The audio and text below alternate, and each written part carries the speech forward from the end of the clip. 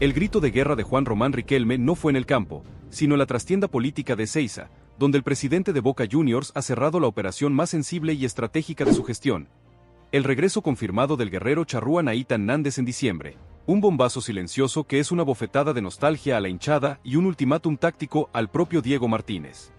El spoiler más caliente y político es que esta jugada no se trata solo de fútbol, sino de una táctica desesperada de Riquelme para neutralizar una campaña política de la oposición que se centra en la falta de mística y el desequilibrio emocional del plantel actual. La clave de la negociación fue la jugada maestra de Riquelme: aceptar un salario bajo del uruguayo, una fracción de lo que ganaría en Europa, para forzar la salida de su club actual, una movida que ata las manos a la oposición financiera, pero que obliga al club a pagar el precio con la venta anticipada de la joya más preciada de la cantera, Cristian Medina. La urgencia es total. El fichaje de Nández es un arma de doble filo que garantiza la garra pero amenaza con dinamitar el equilibrio técnico y la capitanía de Paul Fernández. La pregunta crucial que hoy se instala en el universo Xeneize es: ¿podrá Riquelme justificar la venta de la cantera con la gloria de Nández y la ansiada séptima copa, o este regreso épico desatará una crisis interna de liderazgo y un caos táctico que pondrá fin a su mandato? Quédense con nosotros, porque vamos a desentrañar el intrincado laberinto político, el sacrificio financiero y el dilema existencial de Diego Martínez ante la llegada del uruguayo. Suscríbanse y comenten ya. ¿Es Cristian Medina el precio justo a pagar por la garra de Nathan Nández? El regreso de Nathan Nández es el reconocimiento implícito de que al Boca Juniors de Diego Martínez le falta un ingrediente vital para ganar la Copa Libertadores: el veneno, la rebeldía, el fuego innegociable que Nández inyectaba en cada partido. El actual mediocampo, con su toque técnico y su juventud talentosa, Medina, Equi Fernández, Zenón, es estético pero a menudo se diluye ante la presión asfixiante de las instancias decisivas continentales. Riquelme, con su olfato de 10, ha entendido la demanda popular y el vacío emocional que el uruguayo dejó desde su partida. La negociación fue un acto de malabarismo financiero y diplomático, que se basó en la amistad personal con el entorno del jugador y la utilización de su voluntad como palanca de presión.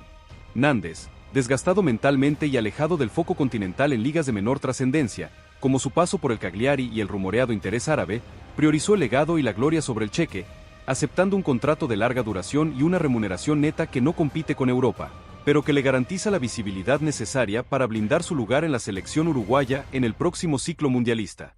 El secreto de la operación fue el mecanismo de la cláusula de compra obligatoria. Boca Juniors no paga todo el pase de golpe, sino que difirió la mayor parte del costo al final del préstamo, obligándose a realizar la venta de un juvenil en los próximos meses para cubrir esa obligación contractual, una jugada de riesgo que Riquelme vendió como ingeniería financiera, pero que la oposición califica como hipoteca del patrimonio. El sacrificio de Cristian Medina como moneda de cambio es el punto más sensible y polémico de esta transferencia bombazo.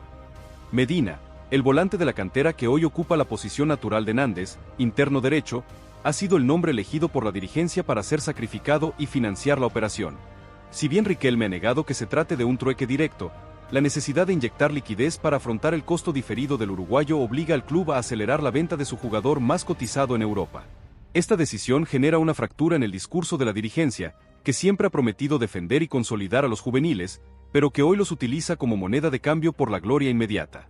La salida de Medina limita el potencial técnico del mediocampo a futuro y pone en entredicho la estrategia a largo plazo del club. La oposición política ha utilizado este sacrificio como el arma final para desatar la crisis, acusando a Riquelme de contradecir su propio modelo y de priorizar el marketing y la nostalgia sobre la sostenibilidad económica. Medina no es solo un jugador, es el símbolo de la cantera que Riquelme prometió proteger, y su venta se convierte en el mayor costo político de la vuelta de Nández. La pregunta que flota en el aire es: ¿cuánto tiempo podrá el club sobrevivir vendiendo sus joyas para pagar las deudas del pasado y los fichajes del presente? El intrincado dilema táctico de Diego Martínez se centra en la encrucijada de la camiseta número 8. Martínez tiene la difícil misión de integrar la potencia de Nández sin desmantelar la base técnica que ha construido con Equi, Zenón y Medina.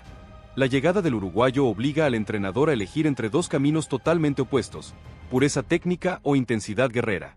La hipótesis táctica más fuerte es que Nández ocupará el puesto de volante interno que hoy le pertenece a Medina, inyectando una verticalidad, marca y presión que hoy el equipo no tiene, especialmente en el último tercio de la cancha. Otra opción audaz sería utilizar a Nández como doble 5 junto a Equi Fernández, una medida que implicaría sentar a Paul Fernández y cambiar la estructura del mediocampo a un modelo más combativo y defensivo, ideal para los partidos de visitante en la Copa. La polifuncionalidad de Nández también le permite a Martínez utilizarlo como lateral volante en un esquema de 5 defensores, una solución de emergencia que refuerza la defensa y aporta una salida explosiva por la banda derecha. Sin embargo, el mayor desafío de Martínez es convencer a Paul Fernández de que su nuevo rol será de rotación y relevo de jerarquía, una tarea de liderazgo que definirá la estabilidad del vestuario. El entrenador está atrapado entre la necesidad de tener a Nández y el riesgo de romper el equilibrio interno. La capitanía bajo asedio es la consecuencia directa y más visible del regreso de Nández. Paul Fernández, el capitán de Riquelme, vería su liderazgo y su continuidad en el once inicial cuestionados de forma implacable por la presión de la hinchada y la necesidad táctica de Martínez. Nández no es solo un jugador, es un ícono de la rebeldía, un líder natural que se impone con el ejemplo y la garra inagotable, cualidades que Paul no ha logrado consolidar en la memoria popular. El vestuario de Boca no es ajeno a la guerra de egos y la lucha de poderes, y la llegada de Nández genera un contrapeso de autoridad que pone a prueba la lealtad de los jugadores. Riquelme deberá interceder para gestionar esta transición, buscando una solución de compromiso que mantenga a Paul como un referente en el vestuario pero que le entregue la cinta de capitán a Nández en los partidos clave, un gesto simbólico que pacifique a la hinchada y refuerce el mensaje de priorizar la mística copera. La crisis de liderazgo en el mediocampo es inminente, y su gestión será el barómetro que medirá la capacidad de Riquelme para controlar los hilos del club. El fantasma de la lesión y el desgaste europeo son la incógnita física que preocupa a Martínez. El paso de Nández por ligas de menor intensidad y la falta de continuidad en sus últimos clubes generan dudas sobre su capacidad para soportar la ferocidad física y el calendario apretado del fútbol sudamericano y la Copa Libertadores. El uruguayo es un jugador de alta intensidad, que vive del despliegue físico y la carrera inagotable, cualidades que se resienten con el paso del tiempo y la falta de rodaje.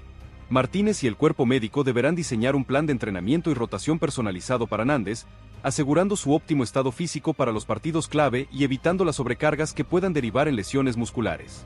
El fracaso de Nández por razones físicas sería el escenario más catastrófico para Riquelme, ya que justificaría la acusación de la oposición de comprar una figura agotada y haría inútil el sacrificio de Medina.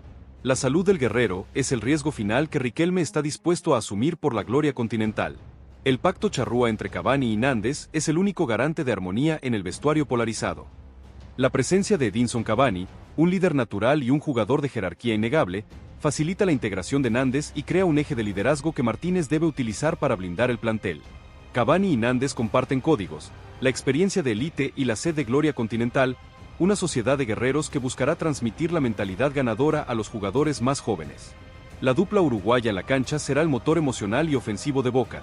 Nández con su presión y verticalidad, alimentando a Cavani con pelotas de gol y rompiendo defensas con su despliegue. Este pacto de compatriotas es la última esperanza de Riquelme para evitar el cisma que la crisis de capitanía podría desatar. La sinergia charrúa es la promesa de fútbol y mística que Riquelme vende a la hinchada. El efecto dominó en el mercado de pases de Boca Juniors no termina con Nández. La llegada del uruguayo abre la puerta a la posible salida de otros jugadores, además de Medina, que verían su rol minimizado con la nueva estructura táctica de Martínez. Jugadores como Jorman Campuzano o Vicente Taborda verían limitadas sus oportunidades en el mediocampo, lo que obligaría a Riquelme a gestionar nuevas ventas o préstamos para aliviar la carga salarial del club. La operación Nández no es un fichaje aislado, sino el inicio de una reestructuración profunda del plantel que prioriza la jerarquía sobre la cantidad de jugadores en cada posición.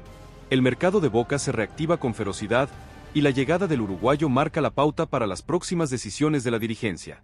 El referéndum político sobre el legado de Riquelme ya está en marcha. La vuelta de Nández es la apuesta final del presidente para silenciar a la oposición y consolidar su mandato. El éxito de esta operación dependerá directamente del rendimiento de Nández y de la capacidad de Martínez para ganar títulos continentales. Si Nández triunfa, Riquelme será visto como un genio que supo recuperar la mística. Si fracasa, la oposición tendrá el arma perfecta para desatar la crisis final y cuestionar la gestión del club. Riquelme está jugando al límite, apostando la estabilidad económica y la cantera por la gloria inmediata en la Copa. El final de esta historia se escribe en la cancha y en el despacho de Riquelme. La operación Nández es la prueba de fuego que definirá la historia de Riquelme como gestor y el futuro deportivo de Boca Juniors. La pregunta final que nos queda es, ¿podrá el regreso de Nathan Nández, el guerrero charrúa, justificar el sacrificio de Cristian Medina y la venta de la cantera para darle a Boca Juniors la ansiada séptima copa, o el caos táctico y la crisis de liderazgo se convertirán en la profecía de la caída política de Juan Román Riquelme? La trompeta de guerra ha sonado en el riachuelo y el eco retumba en la Bombonera con la fuerza de un sismo de magnitud 10. Juan Román Riquelme no solo ha cumplido la promesa más vieja y sentida del hincha, sino que ha activado la bomba silenciosa que reconfigurará el ADN del mediocampo Xeneize. Nathan Nández regresa a Boca Juniors en el próximo mercado de diciembre. Un movimiento de ajedrez que es tanto una declaración de amor a la hinchada como un ultimátum implacable a la estructura interna del club. El spoiler más dramático no es el fichaje, que ya es un bombazo, sino el efecto dominó que desatará en el vestuario. La vuelta del perro es una amenaza directa a la capitanía y la influidez de Paul Fernández, y una sentencia financiera que obligará a Riquelme a vender un activo clave de la cantera, apuntando las miradas a la joya Medina o a un porcentaje de Barco, para cubrir los costos de la operación. La urgencia del presidente es política. Necesita la garra de Nández para blindar su gestión ante una oposición despiadada que cuestiona la venta de jóvenes talentos y la lentitud de los títulos continentales. La pregunta crucial que hoy se cierne sobre el futuro de Boca es: ¿podrá Riquelme gestionar la inminente crisis de liderazgo en el vestuario y el dilema táctico de Diego Martínez sin sacrificar la estabilidad económica y la promesa a la cantera? ¿Y Nández será la medicina que sane el alma copera o el veneno que rompa la armonía del plantel? Quédense con nosotros, porque vamos a desentrañar el intrincado laberinto de la negociación charrúa, el choque de estilos en el mediocampo y el precio político y económico de la nostalgia de la séptima copa. Suscríbanse y comenten ya. ¿Cuál es el costo real de traer de vuelta al guerrero Nández? El fichaje de Nathan Nández es, ante todo, un golpe de efecto político orquestado con la precisión de un cirujano por Juan Román Riquelme.